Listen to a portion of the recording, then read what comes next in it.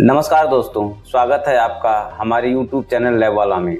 दोस्तों, आज हम बात करेंगे क्लास 305.3 कंस्ट्रक्शन ऑपरेशंस की। दोस्तों, इसके पहले हमने पिछले एपिसोड में देखा क्लास 305.2.2.3 फ्लाई ऐश के बारे में जाना। Clause 305.3 construction operations.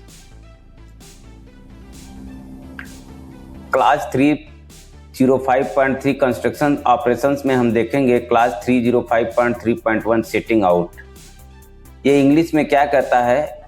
After the site has been cleared to clause 201 the work shall be set out to clause 301.3.1।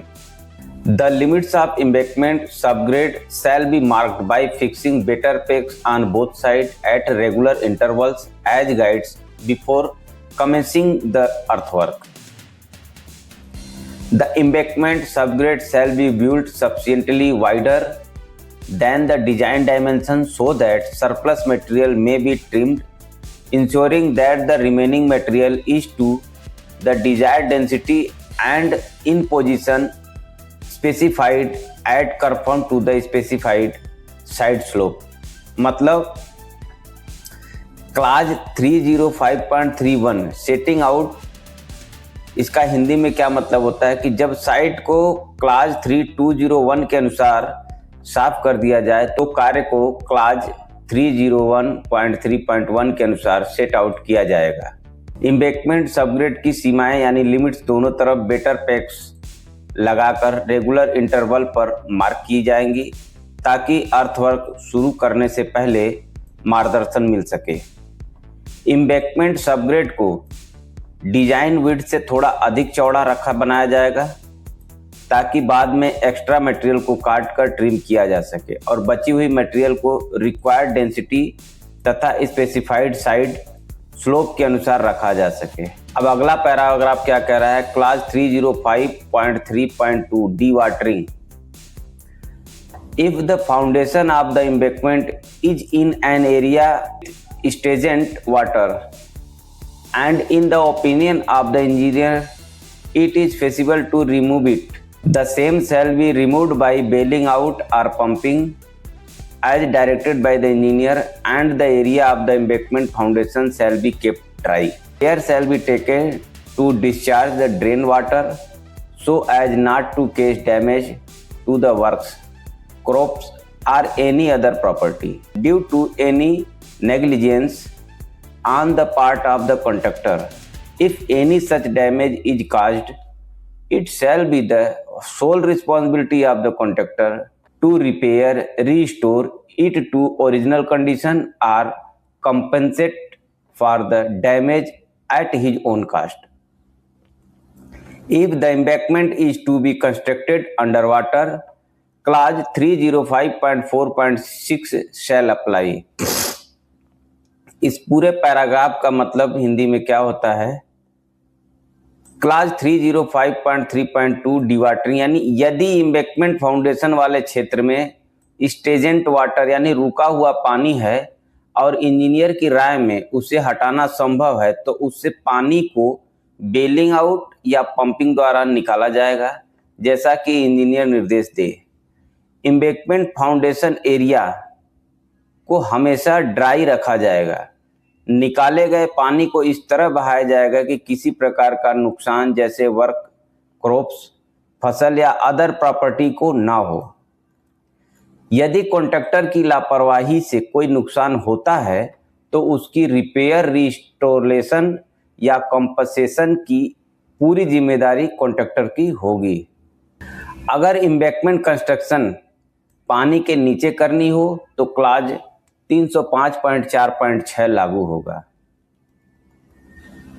अब हम जानेंगे अगला clause 305.3.3 stripping and storing top soil.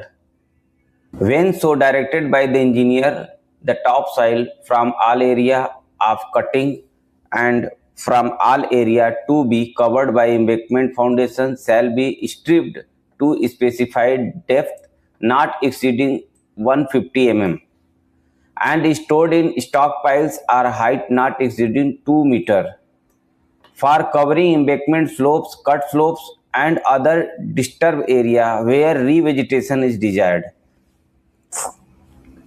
Topsoil shall not be unnecessarily subjected to traffic either before stripping or when in a stockpile. Stockpiles shall not be surcharged or otherwise loaded, and multiple handling shall be kept to a minimum. Hindi में क्या होता है इसका मतलब, clause 305.3.3 stripping and storing top soil यानी ऊपरी मिट्टी को हटाना और सुरक्षित रखना।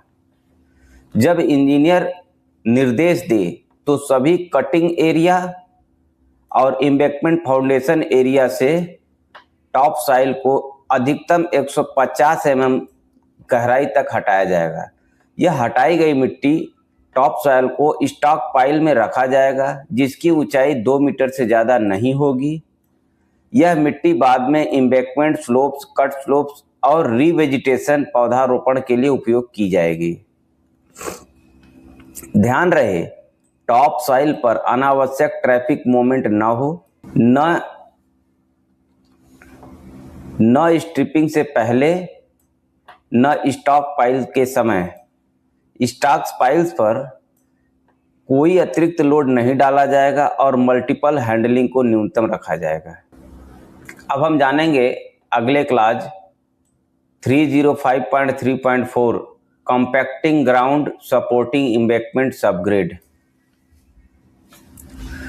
Where necessary the original ground shall be levelled to facilitate placement of first layer of embankment scarified mixed with water and then compacted by rolling in accordance with clause 305.3.5 and clause 305.3.6 so as to achieve minimum dry density as given in table 302।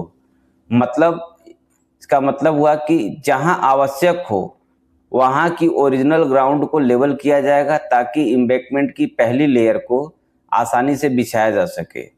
इसके बाद ground surface को स्केरिफाई हल्की खुदाई किया जाएगा, पानी मिलाया जाएगा और फिर रोलिंग द्वारा कॉम्पैक्ट किया जाएगा।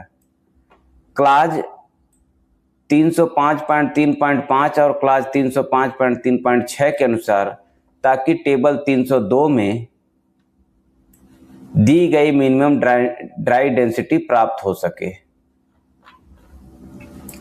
In case where the difference between the subgrade level top of the subgrade on which payment rates and ground level is less than 0.5 meter and the ground does not have 97% relative compaction with respect to the dry density as given in table 302, the ground shall be loosened up to a level 0.5 meter below the subgrade level, watered and compacted in layers in accordance with clause 305.3.5 and clause 305.3.6 to achieve dry density not less than 97% relative compaction as given in table 3002।